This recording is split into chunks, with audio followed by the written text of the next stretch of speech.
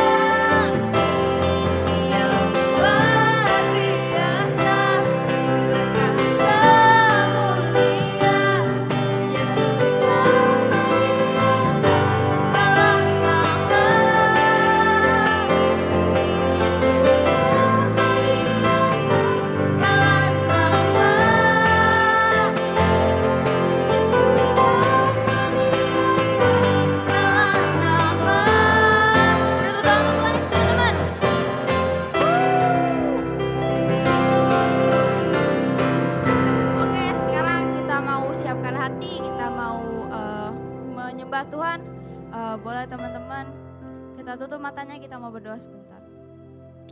Tuhan, terima kasih hari ini Engkau bolehkan kami bertemu kembali lagi lewat online service ini ya Tuhan. Terima kasih atas penyertaan-Mu di tengah wabah ini ya Tuhan, supaya cepat wabah ini berlalu ya Tuhan. Kami berdoa ya Tuhan. Tuhan, sekarang kami memuji dan menyembah nama-Mu ya Tuhan. Engkau berkati, Engkau dengar penyembahan kami ya Tuhan, biar harum di telinga-Mu ya Tuhan. Dalam nama Yesus kami mengucap syukur. Amin.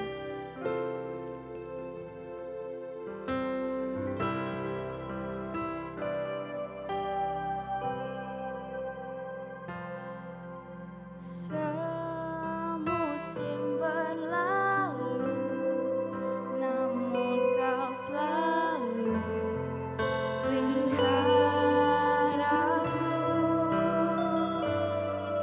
Kasih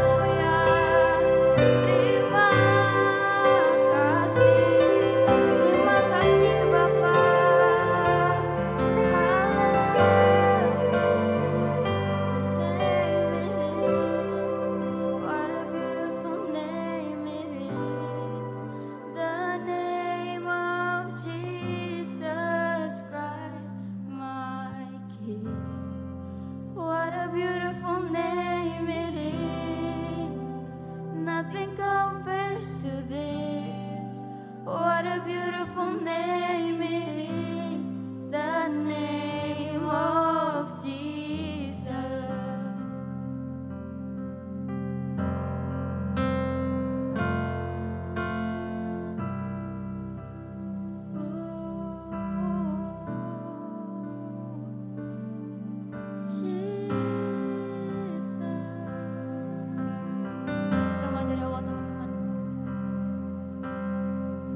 You were the word at the beginning.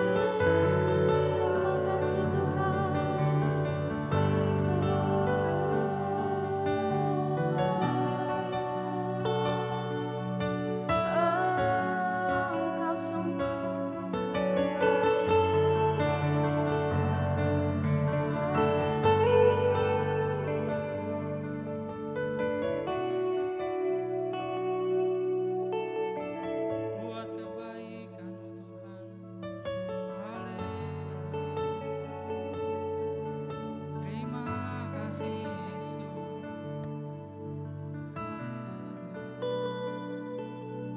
Kami mengucap syukur ya Tuhan untuk kebaikan-Mu ya Tuhan. Setiap hari ya Tuhan, kasih-Mu selalu baru ya Bapa. Terima kasih Tuhan. Terima kasih Tuhan. Entah dengan apa kami harus membalas kasih-Mu ya Tuhan. Kami hanya bisa menyembah-Mu Tuhan. Kami masih bisa mengucap syukur ya Tuhan.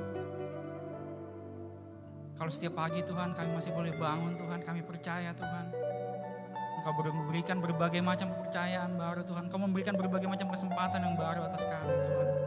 Terima kasih Tuhan Yesus untuk waktu-Mu ya Tuhan. Hari ini kami masih boleh menyembah-Mu ya Tuhan. Sebentar kami mendengarkan sharing firman-Mu ya Tuhan. Berkata-katalah Tuhan. Lembutkan setiap hati kami Tuhan. Urapi hamba-Mu ya Tuhan. Berikan hamba-Mu hikmat dan biar hanya Engkau yang berkata-kata Tuhan. Terima kasih Bapa. Kami siap mendengarkan firman-Mu ya Bapa. Di dalam nama Tuhan Yesus kami sudah berdoa dan mengucap syukur. Haleluya. Amin. Ya, Shalom Teens, apa kabarnya semua? Aku percaya kita semua dalam kondisi sehat, kita semua dalam kondisi baik-baik saja di rumah.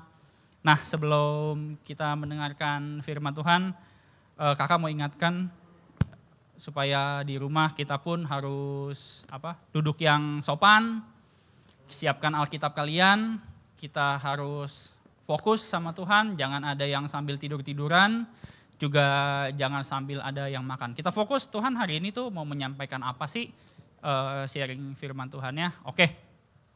Jadi tema kita hari ini kita mau berbicara tentang obey. Ya. Obey atau ketaatan. Nah, kalau berbicara ketaatan mungkin suatu hal yang bisa dibilang mungkin kita harus melakukannya. Tapi di satu sisi juga kalau kita tuh disuruh taat, adik-adik di rumah rasanya bagaimana? Oke, adik-adik di rumah pasti kalau misalkan sekolah pasti punya aturan kan. Punya rules, punya aturan yang harus dijalanin. Contohnya misalkan kalau sekarang kalian lagi ibadah online, lagi sekolah online. Ada yang mulai, aku dengar ada yang mulai 6:30, jam 7, 7:30 berbeda-beda. Nah, kita ambil misalkan jam 7. Aturan sekolah kalian menyatakan kalau sekolah kalian online tuh harus dimulai pukul 7 misalkan. Nggak mungkin kan kalian misalkan baru join di Zoom gitu kan atau di perangkat lainnya jam 7:30 atau jam 8. Karena otomatis pelajaran sudah dimulai gitu. Dan kita hitungannya terlambat untuk masuk kelas ya, bahasanya masuk kelas. Dan kita akan kehilangan beberapa pelajaran. Atau mungkin juga di sekolah-sekolah ada guru kalian atau aturan-aturan kalau misalkan terlambat, misalkan dipotong poin atau misalkan dipotong nilainya. Nah itu adalah semacam aturan yang dibuat di sekolah supaya kita semua tertib masuk sekolah dan kita nggak ketinggalan pelajaran. Nah artinya kita nggak bisa semau-maunya untuk sekalipun ibadahnya online gitu kan, aku bisa masuk kapan aja, nggak juga. Tapi ternyata ada aturan dan kita harus melakukan itu dan kita harus taat terhadap aturan itu. Boleh tampilkan slide-nya? Nah, oke, jadi firman Tuhannya diambil dari Ulangan 11 ayat 1. Bunyinya adalah, haruslah engkau mengasihi Tuhan Allahmu dan melakukan dengan setia kewajibanmu terhadap Dia dengan senantiasa berpegang pada segala ketetapannya, peraturannya, dan perintahnya. Nah, ayat firman Tuhan ini, tema hari ini diambil dari Ulangan 11 ayat 1 itu. Nah, Alkitab pun mencatat kita pun terhadap Tuhan harus taat. Gitu. Kita harus menjalankan setiap aturan-aturannya. Nah, di kehidupan kita sehari-hari, contohnya tadi kan pertama udah di sekolah. Lantas ketaatan tuh kita harus di mana aja sih? Misalkan di rumah pun juga ada aturan, harus ada tata krama. Nggak bisa sekalipun kita di rumah kita sendiri kita seenak-enaknya, enggak. Karena di rumah pun pasti ada aturan. Contohnya misalkan Jason gitu ya, Jason mamanya bilang kamu nggak boleh tidur lebih dari jam 10 malam, misalkan kayak gitu. Nah Jason harus ikutin gitu loh. Karena kenapa? Kalau misalkan Jason tidurnya telat, jam 11 malam, jam 12 malam, konsekuensinya adalah besok pagi Jason masih harus sekolah gitu loh. Dan nanti kalau dia tidurnya kemalaman dia bisa telat ikut sekolah online-nya, dan itu konsekuensi yang harus dijalankan. Dan akibatnya kalau kita terlambat ya itu tadi, kita ketinggalan pelajaran atau mungkin kita kena skor sama guru, pengurang nilai dan lain sebagainya. Nah itu namanya aturan. Kita harus taat sama aturan itu gitu loh. Sekalipun di rumah kita sendiri gitu loh. Oh aku bebas mau melakukan apa aja, enggak. Banyak juga aturan yang harus tetap dibuat dan kita harus jalankan. Kemudian boleh tampilkan slide berikutnya.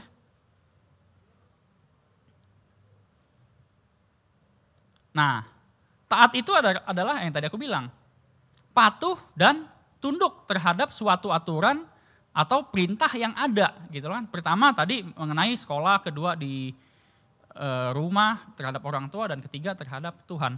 Aku pun juga harus taat. Misalkan contohnya aku harus taat. Misalkan lagi bawa kendaraan gitu kan, baik mobil, baik motor. Ada peraturan, ada rambu-rambu lalu lintas yang mengatur gitu loh. Aku nggak bisa seenak-enaknya, aku berjalan maunya kemana aja gitu kan. Lampu merah, terobos aja gitu kan. Nggak bisa kayak begitu gitu loh. Karena nanti pertama bisa ditilang polisi, kemudian juga bisa menimbulkan kecelakaan. Namanya kecelakaan bisa merugikan diriku dan juga merugikan orang lain gitu loh. Ada juga contohnya misalkan gini, kalau misalkan lagi lampu merah malam-malam, kan kalau berhenti ngeri ya Kak.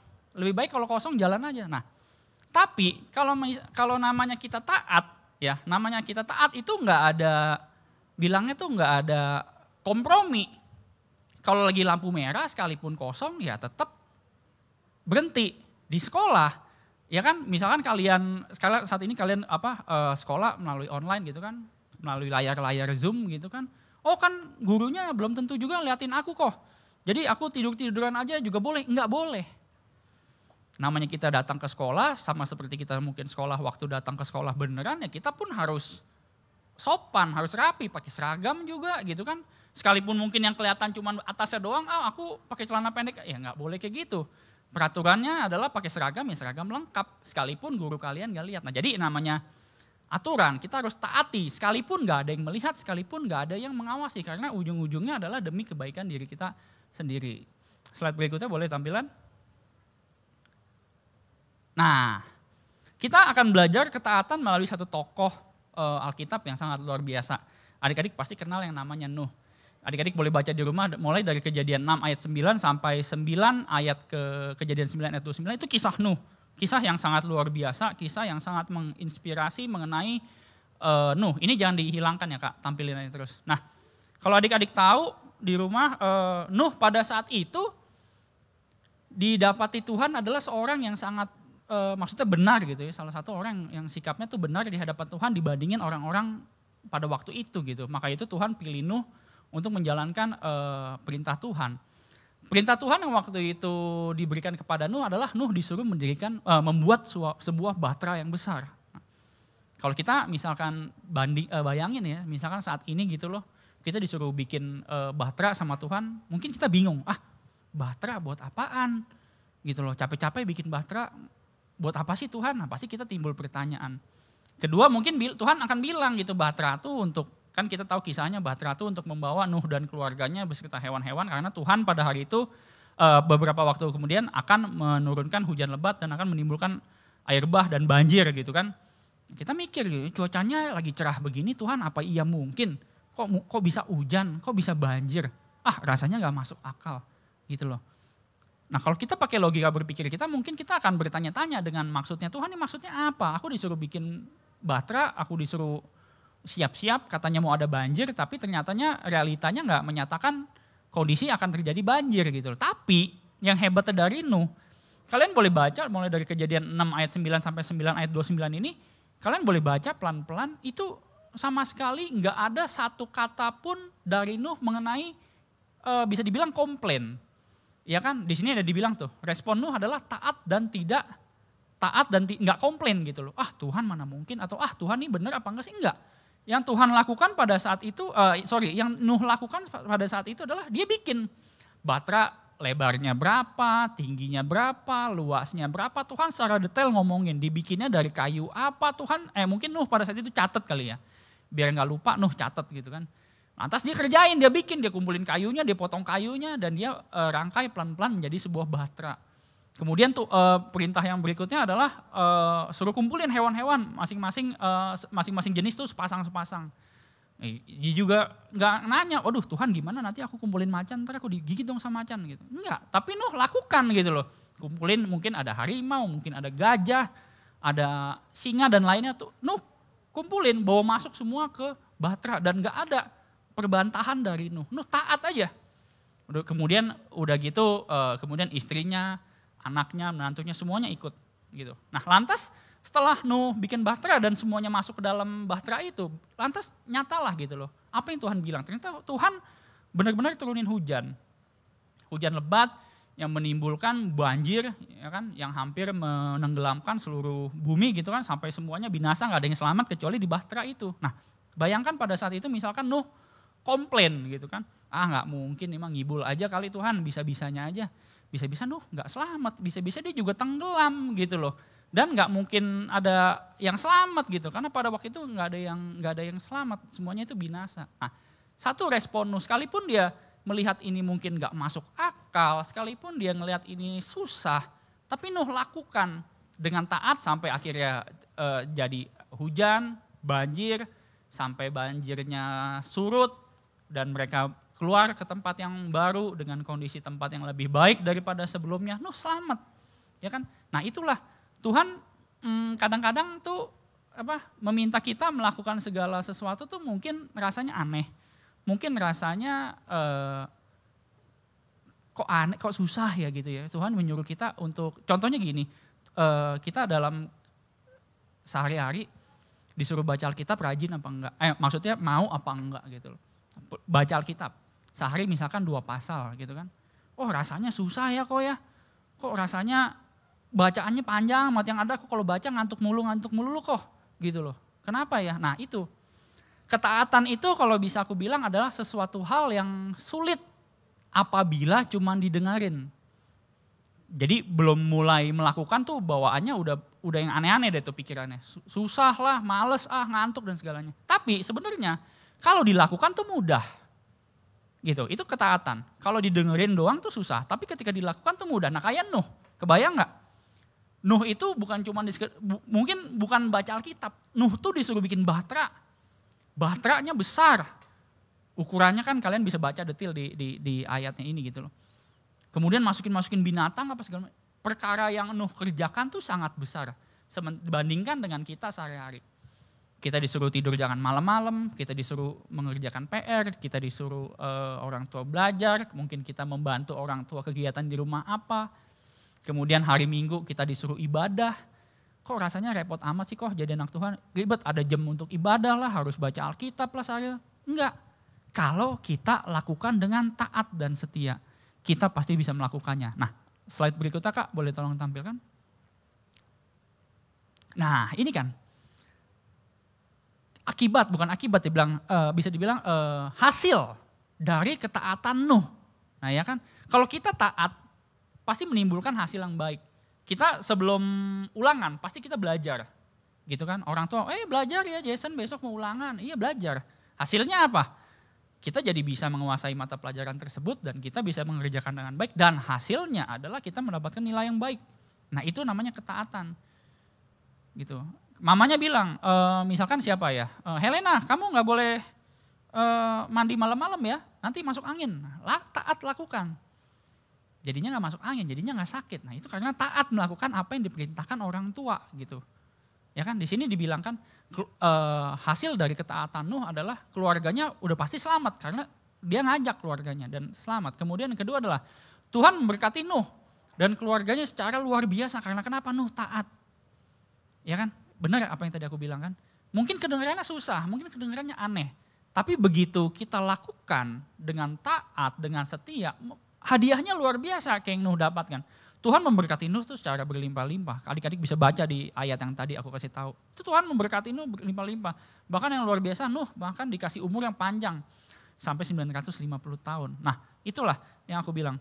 Ketaatan mungkin susah dilakukan ketika kita cuma ngedengerinnya doang. Kita gak bergerak, kita gak melakukan apa-apa. Tapi ketika kita lakukan, wah ternyata pun ya awal-awal aku sharing sedikit mengenai baca Alkitab ya. Awal-awal mungkin baca Alkitab disuruh baca 3 pasal. kalau bacaannya pendek-pendek enak, tapi ketika ketemu bacaan yang panjang-panjang, Tuhan kok aku baca Alkitab nih gunanya apa ya gitu loh. Kenapa aku harus disuruh taat baca Alkitab? Pertama-tama pasti susah. 3 pasal, lewat 1 tahun, lewat 2 tahun. Tapi jalanin terus. Lama-lama jadi kebiasaan. Ketika jadi kebiasaan, kita nggak baca Alkitab tuh rasanya aneh, kayaknya ada yang kurang. Otomatis kita harus baca terus. Gitu, dari yang 3 pasal, nanti ada grup lain gitu kan, ikut baca Alkitab dan jumlah pasalnya tuh lebih. Nah, kenapa, pencapaian apa sih ketika bisa baca Alkitab? Mungkin gini, kita nggak ngelihat hasilnya secara langsung gitu kan, baca Alkitab gunanya apa gitu loh. Tapi percaya firman Tuhan itu menjaga kita, amin. Firman Tuhan itu menjaga kita. Kita bukan cuma sekedar hafal aja, tapi mungkin ketika kita lagi bete sama pelajaran sekolah gitu ya, ada firman Tuhan yang mengingatkan gitu loh, ada Tuhan yang menguatkan, ada firman Tuhan yang menghibur kita. Jadinya kita nggak bete lagi sama sekolah, kita nggak bete lagi sama yang namanya tugas-tugas sekolah. Jadinya kita tetap bersemangat gitu. Nah, itulah fungsinya ketaatan. Kita harus mau diatur. Bayangkan misalkan nggak ada aturan gitu loh. Misalkan sekolah nggak membuat suatu aturan, pasti murid-muridnya kacau balau gitu kan. Yang kayak tadi contohnya misalkan masuk jam sekolah, misalkan jam sekolah masuk jam 7, lantas nggak dibikin aturan atau nggak dibikin konsekuensi apabila melanggar. Wah, kacau. Ada yang nanti datang jam 8, ada yang nanti datang jam 10. Nah, otomatis sekolahnya ya nggak maksimal, nilai-nilainya pun karena dia udah ketinggalan mata pelajaran sebelumnya, dia nggak ngerti pelajaran apa yang udah dipelajari. Nah, itu akibat kalau misalkan nggak ada aturan. Atau ketika ada aturan pun kita nggak lakukan, sama hasilnya. Aturan dibuat untuk ditaati, bukan untuk dilanggar. Slide berikutnya. Nah, ini dari kisah Nuh kita bisa belajar mengenai apa sih dampak dari ketaatan gitu loh. Mungkin di satu sisi kita mikir gini ya, kalau misalkan di sekolah, aduh nih sekolah kok untuk aku naik kelas aja kok ribet amat sih caranya, harus mencapai nilai seginilah, harus mencapai nilai seginilah, terus kalau aku gak masuk kelas kok nilai aku malah dikurangin gitu loh. Terus kemudian di rumah juga kan, aduh mama kenapa sih, aku kan udah gede, aku boleh dong tidur jam 1 pagi, kenapa aku harus tidur jam 10? Banyak sekali pertanyaan-pertanyaan gitu loh. Banyak sekali kita komplain sama peraturan tertentu. Padahal aturan yang dibuat untuk kita, itu untuk kebaikan kita juga gitu loh. Kalau di sini firman Tuhan, kan kita ngomong tentang firman Tuhan. Tuhan ngapain sih? Kayak misalkan 10 perintah Allah. Ngapain Tuhan bikin 10 perintah Allah gitu? Manusia hidup bebas-bebas aja. Tapi kalau misalkan gak diatur, wah bayangkan manusia itu sangat kalau nggak ada aturan tuh mungkin menjadi sesuatu yang sangat mengerikan atau menakutkan gitu loh. Nah, Tuhan tuh nggak mau sampai kita tuh jatuh ke lembah dosa. Kalau kan 10 perintah Allah kan mengajarkan misalnya jangan membunuh, jangan mencuri kan. 8 lainnya kalian bisa baca juga. Nah, itu tujuannya itu untuk apa? Untuk supaya anak-anak Tuhan semuanya berkemenangan, supaya anak-anak Tuhan tuh nanti masuk surga semua. Amin. Soalnya kalau nggak dibikin aturan, nggak dibikin perintah Allah, atau mungkin Alkitab nggak pernah ditulis, Tuhan nggak pernah berfirman sesuatu, wah manusia nggak jelas arahnya kemana. Nah, itu adalah fungsi dari kita taat, gunanya kita taat itu seperti apa. Kemudian slide yang berikutnya. Nah, ini di Keluaran 19 ayat 5 bisa dibaca sebentar. Aku buka dulu dari sini. Keluaran 19 ayat ke-5, adik-adik bisa baca. Aku bacain dari sini sebentar. Keluaran 19 ayat ke-5. Nah, jadi aku bacain ya. Jadi sekarang jika kamu sungguh-sungguh mendengarkan firman-Ku dan berpegang pada perjanjian-Ku, maka kamu akan menjadi harta kesayangan-Ku sendiri dari antara segala bangsa, sebab akulah yang empunya seluruh bumi. Wow, ini janji Tuhan loh adik-adik. Kalau kita dibilang sungguh-sungguh mendengarkan firman Tuhan dan berpegang pada perjanjiannya dengan Tuhan, maka kita akan menjadi harta kesayangan. Oh, bayangkan kalau namanya harta kan pasti dijaga banget. Mungkin benar-benar diawasi, dijaga, nggak dibiarkan diambil sama orang lain. Nah, itulah kita. Kalau kita berpegang sama perintahnya Tuhan, kita tuh jadi harta kesayangannya Tuhan. Ini janji Tuhan, Tuhan nggak bohong. Bisa ya tadi kan contohnya Nuh, kita udah sama-sama buktiin kan Nuh taat tanpa komplain, dia menjalankan itu hasilnya apa? Nuh mendapatkan berkat. Begitupun dengan firman Tuhan ini. Dari antara segala bangsa sebab akulah yang empunya seluruh bumi. Nah, kita tuh jadi kesayangannya Tuhan. Tuhan kan dahsyat ya, Tuhan keren gitu kan. Siapa di sini adik-adik di rumah yang gak mau jadi harta kesayangan Tuhan? Pasti semuanya mau, aku juga mau. Dan karena itu kita sama-sama belajar, kita sama-sama belajar taat. Setelah mendengarkan firman Tuhan ini, adik-adik boleh ngeliat gitu, introspeksi diri. Kira-kira aku dalam hal apa sih nggak taatnya? Mungkin sama guru di sekolah kah? Mungkin sama orang tua kita kah? Atau mungkin dengan Tuhan sendiri? Oh aku nggak pernah berdoa kok. Atau mungkin aku berdoanya kalau makan doang, enggak. Atau mungkin aku juga nggak pernah baca Alkitab, mulai sekarang baca. Pelan-pelan aja baca, sehari 1 pasal. Terus besok-besok naik lagi gitu. Lama-lama kita pun yang tadi aku bilang, kesaksian. Pertama baca Alkitab susah, tapi berikutnya baca Alkitab udah menjadi kebutuhan ya. Kebutuhan bukan. Tanpa baca Alkitab tuh ada hal yang kurang. Nah itulah fungsi ketaatan. Jadi adik-adik di rumah, ini saja yang aku mau sampaikan tentang ketaatan. Kita sama-sama belajar ya, jadi anak Tuhan yang taat, jadi anak Tuhan yang setia sama perintah Tuhan. Mungkin sekalipun nggak gampang, tapi aku percaya ya, Pak, pegang prinsip ini. Jangan cuma didengar, tapi lakukan. Karena kalau didengar tuh banyak deh, males, susah dan lain-lain. Tapi ketika kita melakukan, ternyata cuman seperti ini aja ya, aku bisa lakukan. Nah itu. Nah sebelum kita doa tutup, aku mau ingatkan ada challenge, ya kan? Setiap minggu kita ada challenge. Nanti kalian di pemuritan berikutnya kalian lakukan adalah gini. Coba kalian hafalkan 10 perintah Allah. Nanti di Zoom minggu depan kalian sebutin, tapi nggak boleh nyontek ya, nggak boleh nyontek. Kalian sebutin 10 perintah Allah, kalian hafalin isinya apa aja. Nah itu challenge-nya minggu ini. Oke adik-adik, mari kita berdoa. Bapa dalam surga, terima kasih Tuhan untuk kebaikan-Mu Tuhan. Hari ini kami belajar mengenai obey Tuhan. Kami belajar mau jadi anak-Mu yang taat. Kalau mungkin kami sering membantah orang tua kami, membantah guru kami, atau mungkin kami sering cuekin firman-Mu, kami sering cuekin perintah-Mu, cuekin aturan-aturan-Mu. Ampuni kami ya Tuhan. Mungkin hari ini kami baru mengerti betapa pentingnya ketaatan itu Tuhan. Karena kami mau juga seperti Nuh Tuhan. Kami mau menjadi anak yang taat, sekalipun kami nggak mengerti, sekalipun mungkin kami menganggap itu hal susah. Tapi ketika Engkau yang berfirman, ketika Kau yang membuat aturan, kami mau jadi anak yang taat Tuhan. Lembutkan hati kami Tuhan, sebagai hamba-Mu aku berdoa Tuhan untuk setiap anak-anak-Mu yang ada di rumah Tuhan. Urapi mereka ya Bapa, berikan mereka hati yang lembut, penuhi mereka dengan Roh Kudus-Mu ya Tuhan. Karena aku percaya Tuhan dengan Roh Kudus yang pimpin mereka Tuhan, mereka akan menjadi anak-anak yang taat, menjadi anak-anak yang kuat, nggak kompromi terhadap dosa Tuhan, dan mereka terus semangat di dalam Engkau Tuhan. Terima kasih Tuhan Yesus untuk kebaikan-Mu, untuk kesempatan-Mu hari ini Tuhan, kami masih boleh sharing firman Tuhan.